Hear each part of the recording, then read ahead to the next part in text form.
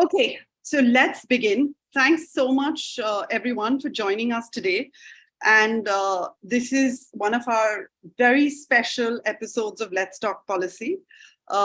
We are sort of extremely honored and sort of so happy to have with us Manisha Girotra, the Chief Executive Officer of Moelis & Company. And she will be in conversation with Anita Bhatia, the former Assistant Secretary-General of the UN and the Deputy Executive Director of UN Women. The topic today, as you all know, is Economic Outlook for India, Opportunities and Challenges. So I will leave it now to these two absolutely brilliant women to take it away. Anita, it's all yours.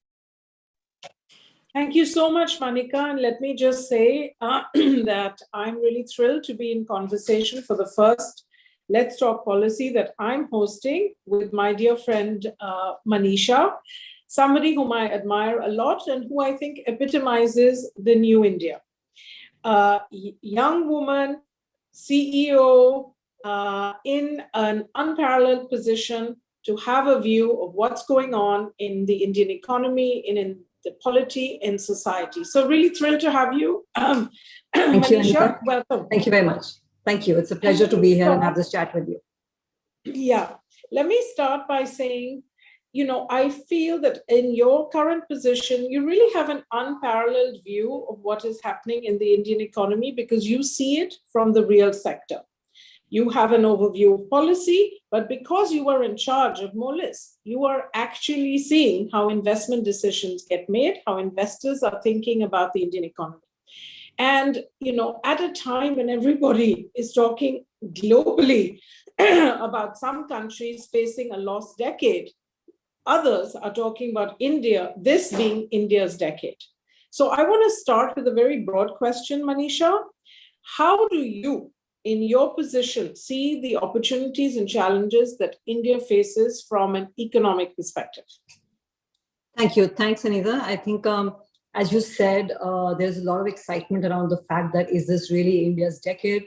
Seems like, the stars are aligning. So I think everyone, both domestically and globally, is feeling positive about India. Let me just highlight a few of the aspects that both global investors, my clients, as well as Indian corporates are feeling optimistic about the rationale for it. So the first is really the IT sector, which we're all familiar with. It really has been the biggest success of India. It's a $250 billion industry, created 5 million jobs, expected to go to $500 billion in the next decade, creating 10 million jobs. It's really the reason why this industry is so important. Of course, it gets a much needed foreign exchange. But I think also because it's put us on the map of the world. We have demonstrated to the world that we are the office of the world. In fact, post-COVID, when people aren't wanting to come back to work, a lot of the bosses and seniors are saying, look, if you think your job doesn't need you to come back to work, then there's somebody in Bangalore willing to do it at 1/5 the cost. So I think that's how compelling a rationale this industry is built, and especially with the kind of global headwinds that we're facing in the world. You sitting in New York, Anita, see it firsthand. I think cost cutting has become a very big rationale for every CEO, and Indian IT companies are providing that solution. So I think that's the first item that really put India on the map of the world. All the large private equity investors globally, Blackstone, KKR, all started their journey into India by really acquiring IT services companies because they're high on governance. We have great management, we have great schools, IITs, etc., where the engineers come from, and they're great engineers. So basically, a lot of private equity has acquired companies in this space and made a lot of money in this space. So I think that's the first point on the map that I would like to point to. Second, of course, as we all know, is the Indian consumer. It's really come of age. We have 400 million urban middle class consumers going to 1 billion, huge purchasing power. A lot of it again stems from the first point, which is the IT services industry. A lot of employment happened there. A lot of professionals made a lot of money through stock options, dollar compensations, etc. Now this urban middle class is asking for the best in class education, health, infrastructure for their children and for their future. So that's sort of creating a cycle of demand because for better health, better education, there are more opportunities. Global companies are coming into India. Indian companies are expanding. Capital is available for these companies because the market is so big. As you said, a lot of the countries around the world are saying it's a lost decade. There's just no consumer demand. While here is this economy which doesn't need the world. It's basically a large enough domestic economy to create enough demand and chug along. So I think that's the other second wheel, I would say, of India that's really chugging along well. And what's really important, Anita, to note is that in the past, when I started my career 30 years ago, and you've been visiting India, so a lot of this was concentrated wealth, right? There was a K-shaped kind of recovery that would happen. But what's happening now is that we've managed to actually lift around 400 million people out of poverty in the last decade. And a lot of that has been because of the social system that the Indian government's created, the kind of grants that are going. But I think what's going to now happen is because of this urban middle class, which is demanding high quality education, health, infrastructure, we're going to actually be able to create the much needed employment in sectors other than IT. Earlier, it was just IT, which had the whole load, and IT can create only so many jobs. So I think we will continue to lift more people out of poverty, give better quality of life to everyone. And this time, it doesn't have to be because of government subsidies. It's because the Indian middle class consumer will create that wealth. He's aspirational. He's traveling a lot. He's staying in the best of hotels. You speak to the hotel industry in India, the travel industry is just booming, right? And so I think that's the second engine that will really propel the country.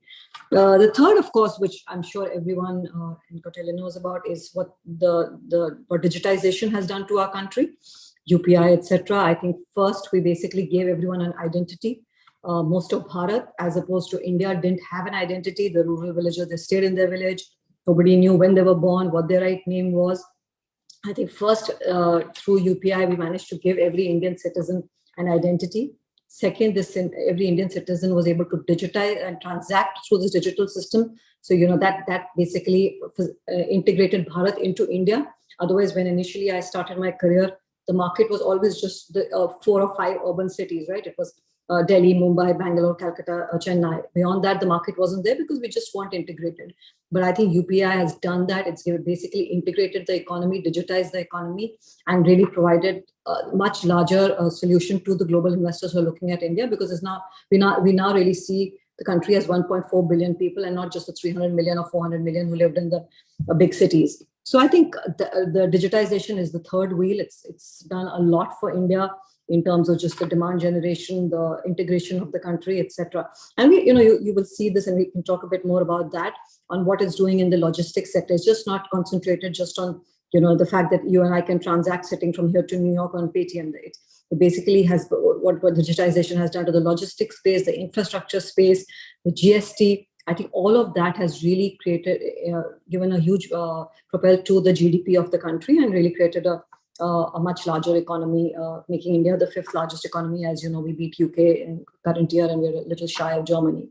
So I think that is probably the third wheel, I would say. And the fourth, which is the most recent wheel, which I think all young students want to be more and more a part of, is the Startup India.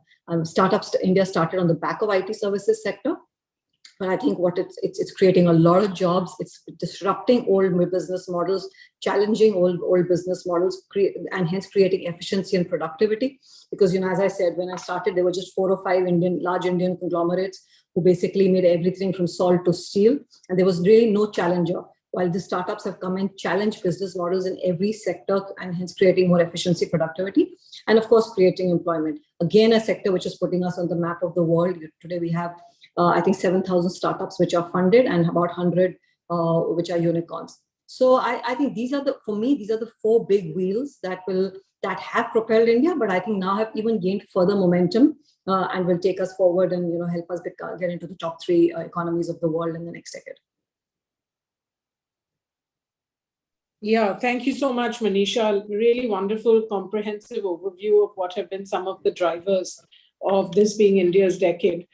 Let me just ask you a specific question on policy, because we are in the School of Public Policy. The students here are interested in how does policy become a lever for some of this. And when you look, for many decades now, India has been adopting what one might say are the right set of policies, starting from the time of liberalizing the license Raj, getting rid of permits, opening up the economy.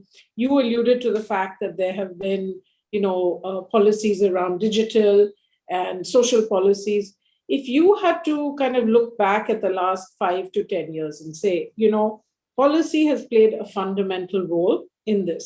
What would you pick as kind of your favorites or the most powerful policies that have helped to create this engine? Sure, that's a great question. And I think really India's structural reforms in the last 10, 15 years is what is helping us, Anita, reap the benefits today. Again, just to keep going back to when I started, in every sector of the country, whether it's telecom, whether it's real estate, there were caps, right? You could have foreign direct investment to the extent of only 26% because it was a strategic sector. Telecom, defense was 26, something infrastructure, roads, etc. was 49. So it was just capped because of the complex bureaucracy we had. I think we got rid of all those segment reforms, which helped a lot, segment percentages, which helped a lot. Because if you're a global company and you want to, try your hand at a new country like India, you want to go to the board and say, look, I am in charge of my destiny. I'm not tying up with an Indian company which has 74% or 51%, and I have a minority, and I'm going to be basically dependent on her or him. So I think that was one big reform. The fact that we got rid of these caps that we had in every sector, complicated caps, within 26% of FD of foreign capital, only foreign FIIs were allowed to the extent of 20%. If strategic capital was not allowed. It was so complicated and just was great for the accountants and lawyers, but beyond that did nothing for the country. So I think that over the last 10, 15 years has been a big reform. Then I think the second biggest reform, I think, has been the Insolvency and Bankruptcy Act. A lot of the big groups, as you know, in the last 10, 15 years, as we knew them, don't stand today. And I think that's a really important message that went. Of course, it was painful. Banks' balance sheets got messed up and they had to be delevered. And, a lot of big business houses that you and I would meet didn't exist. It was painful, but I think the strong message it sent across the world is that there is no place for crony capitalism in India. And that was really important, right? Because I think that was the message that India needed to give, because that was an apprehension a lot of people had, a lot of global clients had about India. So I think the messaging around that, the fact that, banks today, state-owned banks, private sector banks are completely board managed, they make their own decisions, is a very powerful message. Very painful. We had a very painful 5-7 years. A lot of the capex of the private sector just dried up, etc. A lot of new corporates are coming up, and that will take time and to get critical mass. But I think it was a much needed reform. Then I think another one that, Anita, that was powerful was RERA, right, on the real estate side, because no developer had absolutely any accountability on deliverability. You could just take the deposit from the consumer, and basically apartment that you promised to give in 3 years could take you 20 years or 25 years to give. The next generation family would probably acquire that apartment if they were lucky. I think RERA forced developers to be more honest, to basically deliver on time, and that created a huge housing demand. Again, as I mentioned before, the kind of urban Indians who are now aspiring to have their own homes, own cars, basically came out in a big way, and housing had a huge boom in India. And as you know, Anita, housing and construction creates a lot of employment for the rural Indians who are basically migrating. When you're having one out of 3 Indians are migrating every day into urban cities, so it created employment for them. So that was a great reform. Demonetization, as controversial as it was great, because it forced everyone to get onto the digital platform. Today, my mom transacts everything online. She gets very angry if anyone asks her for cash, if she doesn't have any cash, and that's great, right? Because it forced people across generations to take and receive money online and help digitize the economy and take the black money out. So that was another big reform, I think, which was a big positive. And I think then, of course, the one that we mentioned, which is the digitization Aadhaar, right? I mean, the whole UPI stack that has created, and the stack on top of it, right? That is coming across every segment: education, health, insurance, all came out of the stack of UPI and BHIM. So I would say these, to me, are the largest reforms which really propelled India and which are holding us good today, right? Because when these reforms happened, there was pain, there was unemployment, there was learning curves, and I think a lot of that has now come to critical mass, where these things have got cleaned up, and Indians are embracing the new Indian economy, which is low on crony capitalism, high on digitization, and low on corruption. Mm-hmm. Yeah. So no, I fully agree with you that this kind of combination of far-thinking policy and just removing constraints and letting the natural entrepreneur in many Indians kind of come to the fore has been absolutely critical. And then I think to what you said, I would also add, the kind of social mindset and the social welfare policy that has been behind the JAM trilogy, which has also been absolutely essential, right, to getting financial inclusion going in the country. I love the example you gave of your mother, because I think the intergenerational aspect of this has also been important, because technology in India is no longer a thing that is absolutely just the bailiwick of young people, but you do see people of all generations using it. And I always say there are things that I can do in India digitally that I cannot do in New York and other parts of the world, which continue to be so heavily dependent on cash. And I also That's such a good point, Anita. that this is something that, sorry. You travel a lot, you go to Germany, you go to countries where cash is still king. And it's very strange when you have just come out of India, because I keep explaining to people that in India, you can transact for the smallest amount. You can buy vegetables from your vegetable seller for, 3 rupees for something, which you cannot do in the US, because my local corner store will not take a credit card unless my bill is at least $10. So, this is something that if you're sitting in India, you don't realize how big the gains have been. But if you compare it globally, India really is off the charts on this. And this is something, as you said, the juxtaposition of UPI with the fact that data became so cheap, that's really what made everything so accessible, as you said, right? And you didn't need Wi-Fi. You could be as you said, your vegetable vendor could be sitting right there, not having Wi-Fi, and you can just zap the money to her through Paytm. I think that, as you rightly said, is one of the most powerful reforms, which basically, if the trickle down hasn't happened, we basically took the bar up for the rest of the country and the rest of the people who were just struggling below the poverty line. We just lifted them all up with this one powerful reform. And then, geo coming, voice becoming cheap, technology becoming cheap, data becoming cheap. That amazing juxtaposition basically landed us where we are today. And there are 1 billion transactions happening on UPI daily. So it's hugely powerful. In fact, Anita, I should tell you a quick anecdote here, much like your vegetable vendor and anecdote.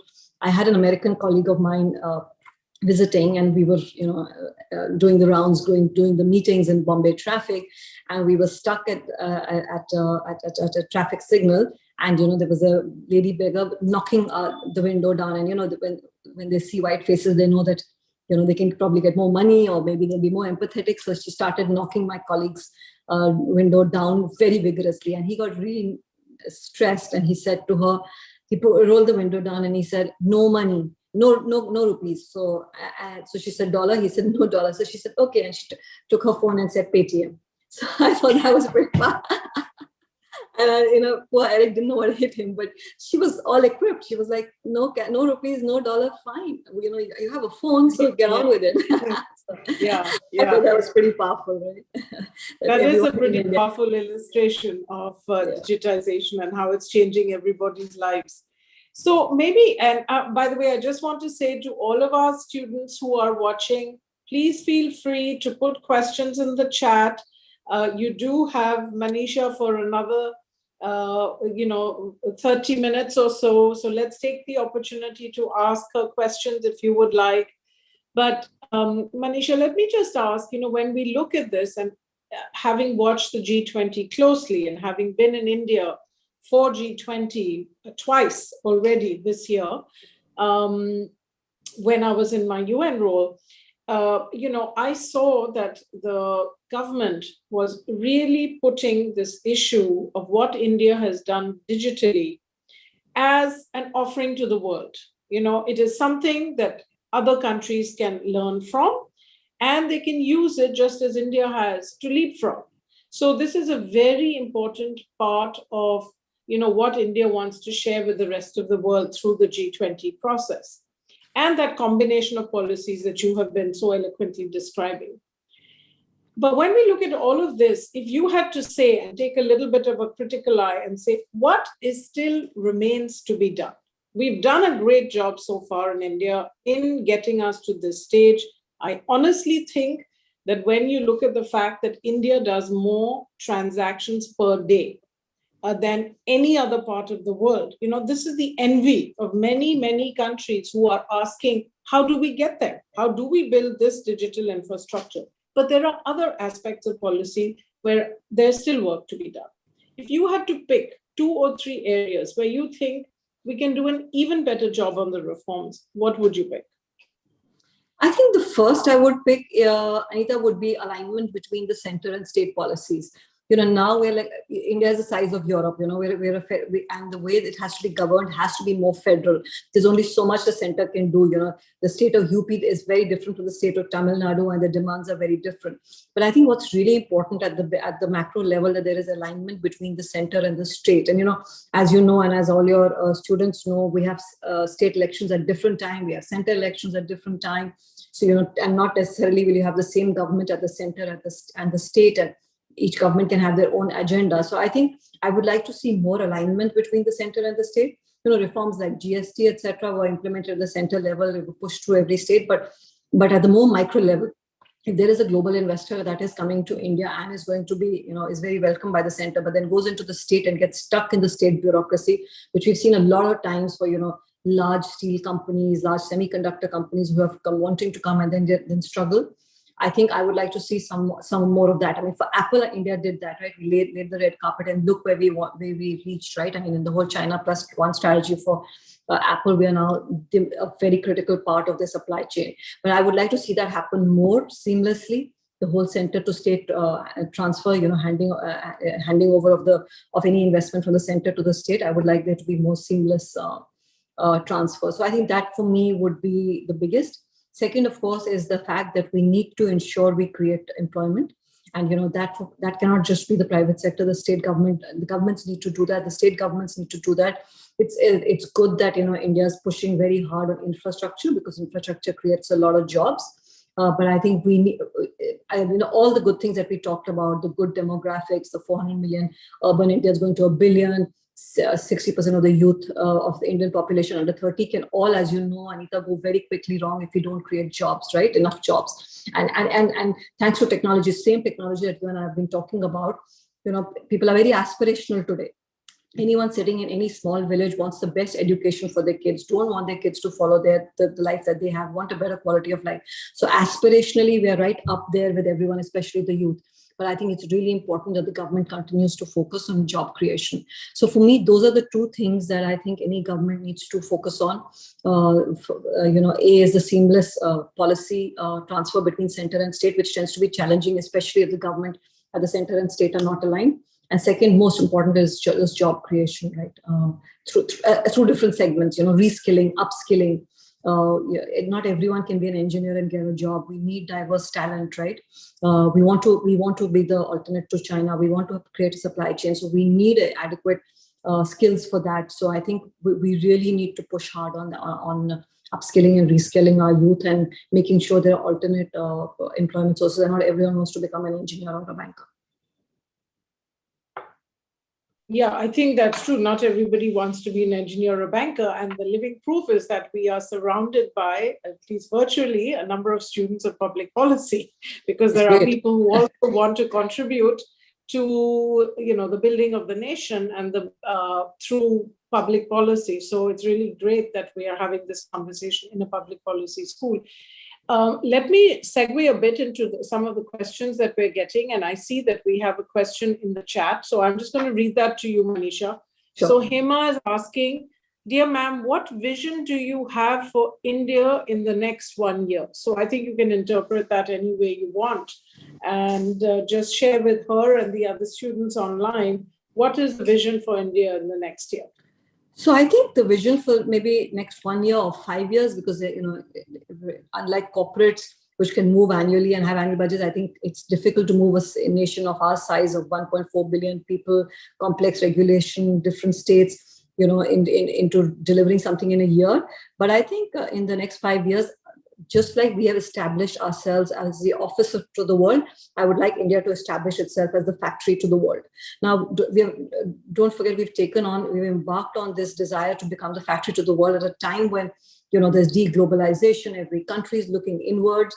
There's employment challenges everywhere in the world, so people can't be outsourcing as much. But I think we need to show ourselves as a credible alternate to China. At this point, countries like Vietnam, Sri Lanka have really won over because just been so seamless in terms of the kind of bureaucracy they've completely taken out and delivered large multinationals who are coming in and giving them a red carpet. So I would like to see that happen more because, as I said before, I don't think employment can just be created by IT services and startups. We need manufacturing, and of course, manufacturing for ourselves, but also manufacturing to the world. Because of course, at this point, there is deglobalization, there's headwinds, but the world is too integrated for us to say all that's going to stop, and US is going to create its own steel factories and its own textile manufacturing. That it will continue to outsource to India, to different countries, and I want our country to get our due share of that pie.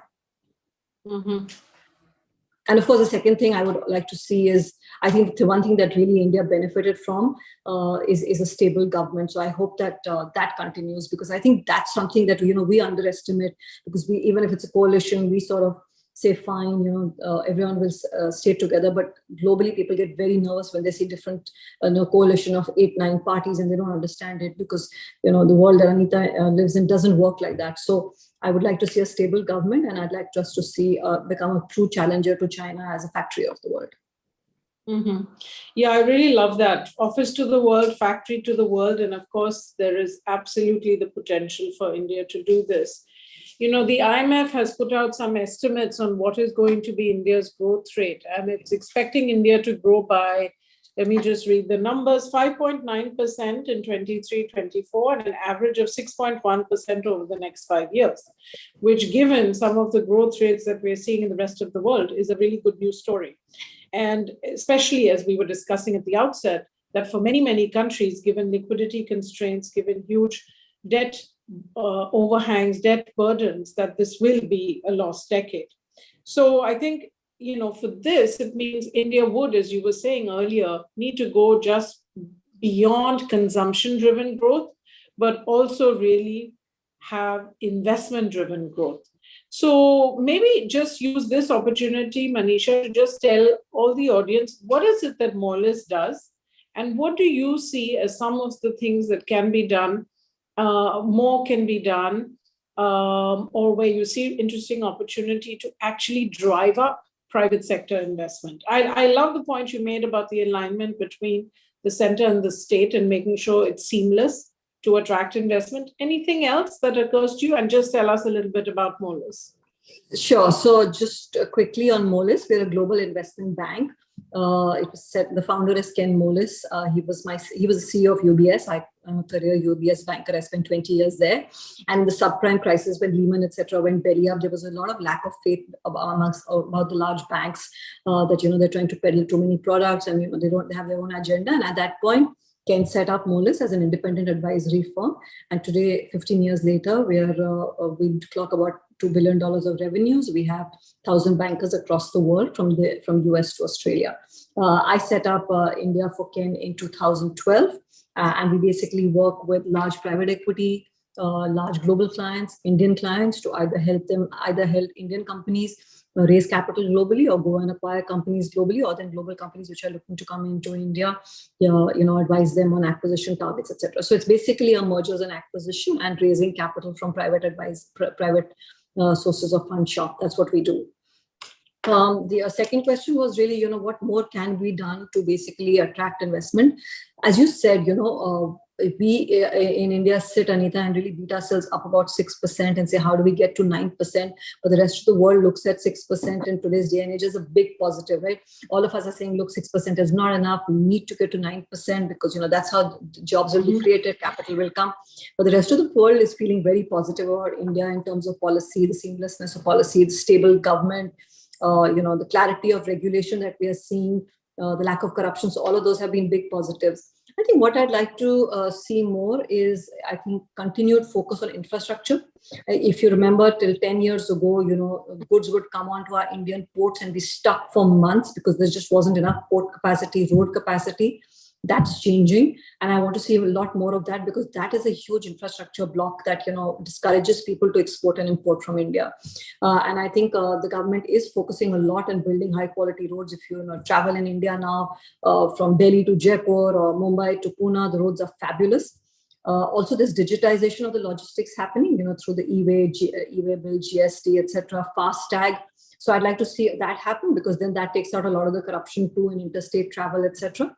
So I think a lot continued focus on infrastructure, right? I mean, you travel to China and you see the kind of roads they have. They built ahead and then the demand came, right? We need to do the same. We need to build those 6-lane highways. We need to digitize the entire logistic chain. So I think that is the biggest contribution the government can make to attract capital. Second, I would say that, continue to focus on transparency and regulation. We talked a little bit about that, but it's really important, because I think for a foreign investor sitting in the US, a CEO sitting, I think what he or she wants more than anything else is regulation clarity. It could be a no, it could be, you can't invest in this sector, or you need to have an Indian partner, but have clarity of that regulation and policy. I think that's really important going forward. One is the interchangeability between center and state, but most important is that, don't let the file keep going, right? As the Indian bureaucrats would say, that, the file just keeps rotating, doesn't shut. No, just give people a clear response and have clarity. Third, I think Indian government is doing a good thing by, having things like the PLI scheme. I don't know how much of that you and the students follow, but that's basically to encourage more manufacturing. It's kind of the subsidies and encouragement to basically get Indian manufacturing to come back, because as we said, because of the whole insolvency and bankruptcy period, a lot of the manufacturing by Indian corporates slowed down. So I think a lot of these schemes that the government is offering, encouraging, Indian companies to come back and manufacture both for India and for the world, is another positive that I see, and I would like to see more of that. I think we're just testing the waters on this, but I would like to see a lot more of. So that's the kind of government intervention I would like to see. Don't want to see government enter manufacturing. Infrastructure, yes, they have to, because you're working across states. But I think on manufacturing, I would like the government to encourage Indian manufacturing to come back in size and scale, because the opportunity is there now, right? And lastly, the most important thing, I think, keep a check on inflation, right? We are a large rural economy, so inflation tends to derail rural India completely. Inflation, all the manufacturing that you and I talked about, all the numbers go out of the door if interest rates are high. So I think the government's doing a good job, but we are very dependent on oil, commodities, food, inflation. So things, it's a balancing act for India. But I think that's the last point I would like to say that India needs to focus on, is to keep a tap on inflation. We are good at it. It's not new to us, unlike your part of the world where, you all got thrown out of gear with inflation, because, it's not an animal you've dealt with in decades. We've dealt with all the time. But I think it's still a huge balancing act, and it's really important. All of the efforts that we're making on all the other aspects, suddenly go not if we have inflation. Rural India just gets thrown out of gear, and that now has an impact on urban India too. So that, I would say, is the last policy aspect that I would like the government to completely stay focused on. Yeah, no, good. Thank you so much. I want to open this up to the students who are joining us today virtually, to see if they have any other questions.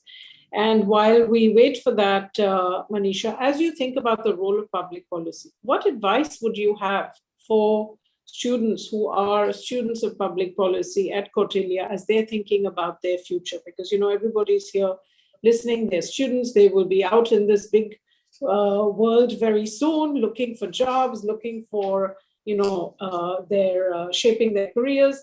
What advice would you give somebody who studied public policy and wants to contribute to India through public policy? Actually, I have no advice. I'm really happy that you have this school and, you have students who are doing public policy, because I think what happened in the last 15, 20 years, that there was a huge deterioration in the quality of talent that was entering into the world of public policy. And I think, no country can just send all its good talent either A, to the US and become the Sundar Pichais, etc. of the world, or B, then send it to private sector, right? I think, especially in an emerging market like India, where regulation, policy making is so important, you need equally high quality talent in the public service as in the private side. So I think it's great what all these students are aspiring to go and make a difference in a much bigger and as I always say when I deal a lot with the government, the footprint that you can have when you're dealing with public policy is so much larger than what we can do in private sector. Ours is such a narrow, tiny focus. It's just P&L and I think, as Hema said, just 1 year focus. We're like a little we are like a hamster just running from year to year. While I think what you're doing gives you a canvas to really change the landscape of the country. Look at what Nandan Nilekani has managed to achieve. I mean, of course, he's the CEO of Infosys and did a great job. But I think in times to come, everyone will remember him more for what he did in the digital stack than on Infosys. And I think that's really what all of you will do. And I'm really happy that all of you are, investing your time and energy to make a career in public policy. Yeah, no, that's really encouraging, and I'm sure the students will be really pleased to see that even from the side of business, there is such an appreciation for and a recognition of the need for more investment in world-class public policy, which is what, of course, Kautilya aims to do. Let me turn to you, Manika, and see, do you have questions or anything from you or any of the organizers for Manisha before we bring this to a close?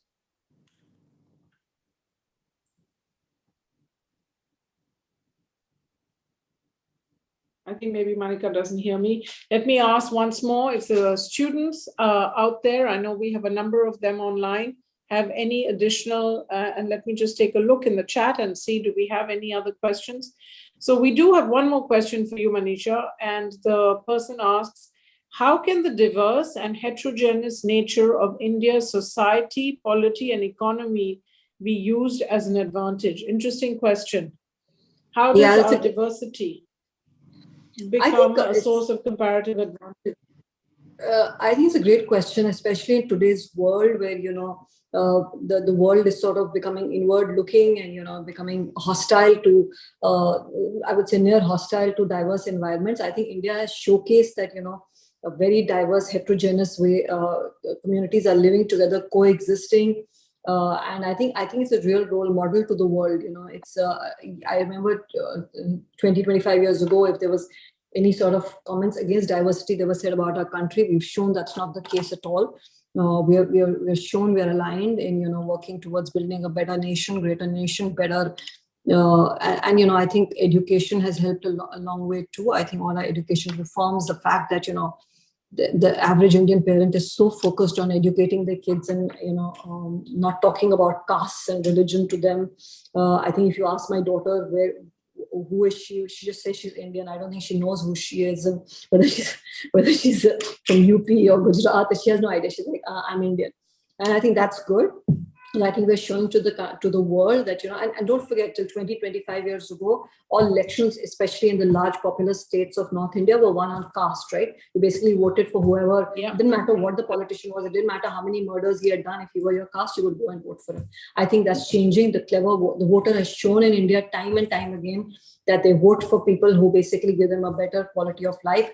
And it doesn't matter where they come from. So I think India is a great, and just like I think as Anita said on the whole financial, the UPI, the digital economy space, we are showcased to the world, and we're telling the world that you can learn from us. I think this is the next bastion that India can showcase, at how very diverse communities can coexist happily and be aligned to making a better nation. So I think that's a great question, and I think this aspect of India needs more appreciation. A lot of it gets drowned in the noise, in the rhetoric, but I think political rhetoric, but I think actually at the grassroots level, India is very aligned and very homogeneous in its heterogeneity.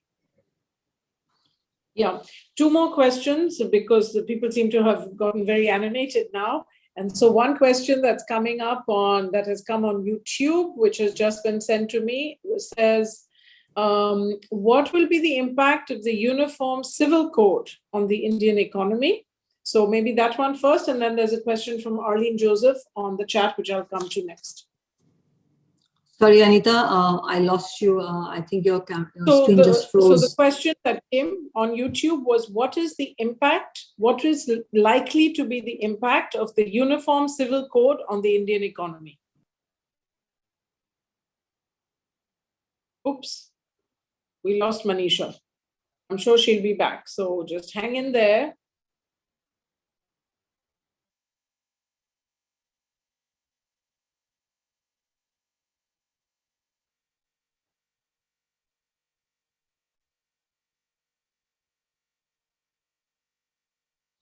Give us a minute, everyone, while Manisha comes back in.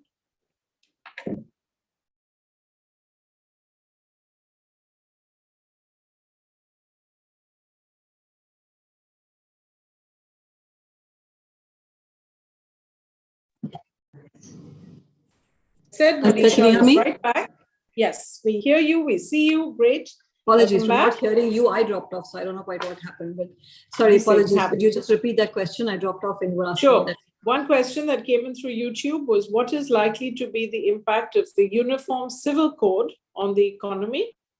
And then there's a question in the chat from Arlene Joseph, who asks, what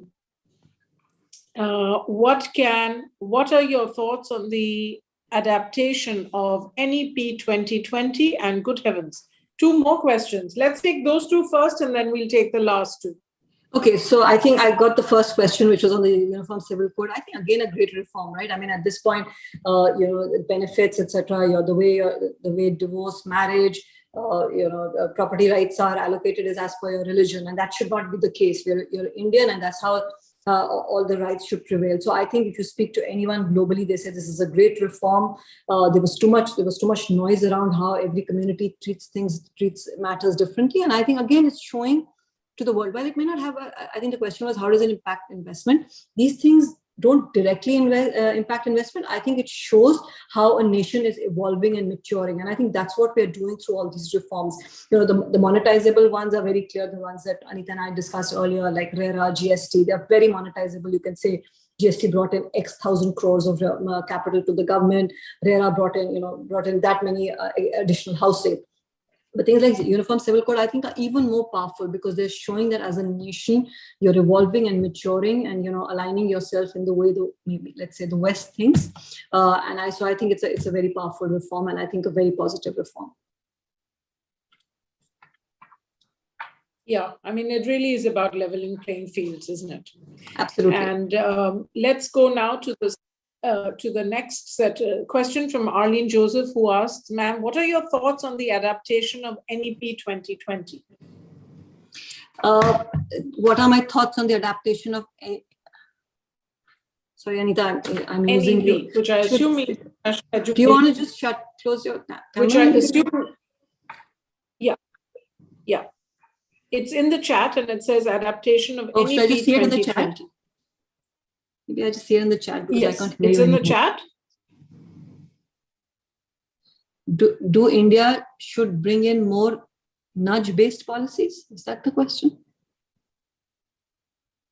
No, it's the one before that from Arlene Joseph. I don't see it. Okay, why don't we go to the one that you can see? I don't know if you can hear me, but yes, we hear you. Maybe you can hear me. Yes, we hear you.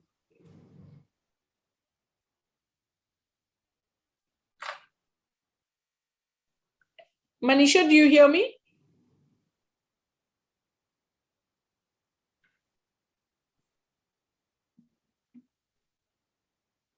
Manisha, can you hear me? Yes, I hear you now, Anita. Sorry. Okay, great. Let me just read to you what are the questions that have come up in the chat. So there are 3 questions and we'll close it there. First, it is, what are your thoughts on the adaptation of NEP 2020? So I think, look, that's again a positive.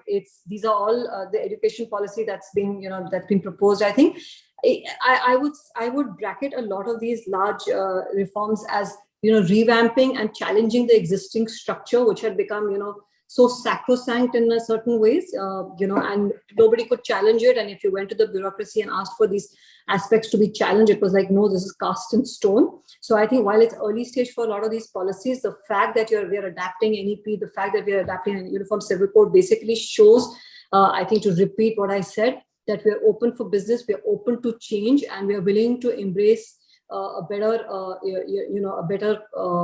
way of life for the Indian citizens and for global investors looking to invest in India. Yeah, 2 more questions. One is, given that there is a recession, what do you see as the outlook for startups? Is someone's asking. And then another person's asking, what public policy failures happen despite data-based policy formulation? Okay, so I heard you. I think you said, you asked me about startups and the impact they're having on the Indian economy. Was that the question? No, the question was how somebody who's graduating, who wants to start a startup, right? How should they be thinking about this given what's going on in the economy and the recession and, you know, the outlook? Sure. I think, look, it's a good question. At this point, you know, we have 90,000 startups in India, 7,000 of which are funded. I think in the last 12, 15 months, you've seen scanty funding. Where you've seen funding is in existing startups who had a good cap table. So investors have gone and put in capital in those companies, and even in those startups, down rounds have happened. So let's say if something was, you know, look, PharmEasy being the most extreme, which was valued at 9 billion, got funding at 6,000 crores. But I think basically existing startups are getting capital. I think if you're looking to do a startup and you have a good idea and good execution abilities, there is still friends and families. So what we discussed earlier in terms of just the urban Indian and the domestic middle class now getting affluent, they themselves are looking to support a lot of these startups. So I think if you're looking to set up a new company, rather than go around looking around for VC money, which is at this point hesitant to come in, I would say go to friends and families. And when I say friends and families, I don't mean your own friends and families. You also have a lot of Indian domestic firms which are actually helping you access these friends and families. And they're actually putting capital to work because they have a far more long-term view on India than, let's say, foreign capital. And foreign capital is hesitant, not just because of what's happening in India, but just globally what's happening in their markets. You know, people have lost a lot of capital. So there's a lot of dry powder in the world today. There's like the private equity firms, the venture capital firms have trillions of dollars of capital. It's not like 2010 when liquidity had dried up.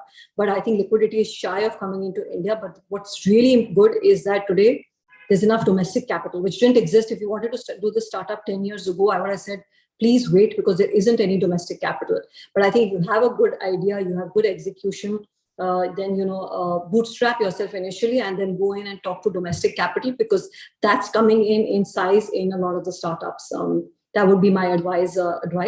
Having said that, I don't want to underestimate the challenge that is there today because of the lack of capital. It is difficult. So please make sure that you have a really good idea and, a differentiated idea. When I say good idea, I mean a differentiated idea, and you have the courage of conviction to execute it. And bootstrap it maybe for 12, 18 months before you get capital. It's not like, 12, 18 months ago, people had a term sheet on the basis of an idea, right? You just had an idea, you went into a VC firm and you got the capital. I think those days are gone. So we're going to bring this to a close, Manisha, with one last question from someone who asks, what public policy failures happen despite data-based policy formulation? I think you've already alluded to many of this, but maybe just a concluding thought on this. Yeah, I think I alluded to that. And I think, all this, while we be hard, all I'd like to say is while we're hard on ourselves, when you're executing something at the scale and size of India, failures will happen, right? And so long as we acknowledge them, move on, amend, if you remember, even a simple thing like UPI, right? For 10 years, nobody knew what to do with it, right? People were mistrusting Aadhaar and they were like, why the hell should I go and sign up for an Aadhaar? But when we upgraded it, when data became cheap, when smartphones became accessible, that's when all of this juxtaposed and basically became a powerful tool. So yeah, a lot of mistakes have happened, but I think what's good about India now is that we are willing to acknowledge them and move on, as opposed to earlier when we would just, we just wouldn't acknowledge our mistakes. So I think that's, and that, in fact, Anita, to your point earlier, I would like to see a lot more happen on that front too, which is that, we acknowledge that mistakes are going to happen. We don't punish people and bureaucracy unduly for mistakes that have happened or capital that has been spent on new initiatives.